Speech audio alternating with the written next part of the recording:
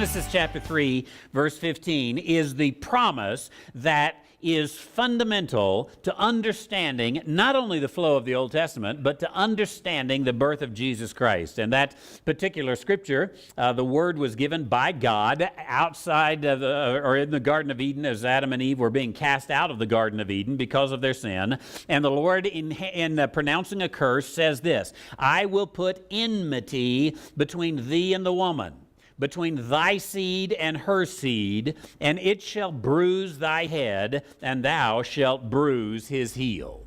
A rather cryptic word that is given there, but it is a word that is spoken of between the serpent, whom we later know as the devil, and the woman and her offspring. And it says the woman will someday give birth to one who will bruise the serpent on the head. If you were in that sermon back then, you may remember that that word bruise is best translated crush. Will crush the serpent on the head. So from that moment on, and this is what we've been looking at through these sermons, from that moment on, anyone who wanted to be right with God was looking for a child born of a woman who would crush the serpent on the head. Now you take just that little bit of knowledge, and all of a sudden the Bethlehem story is much more meaningful, isn't it?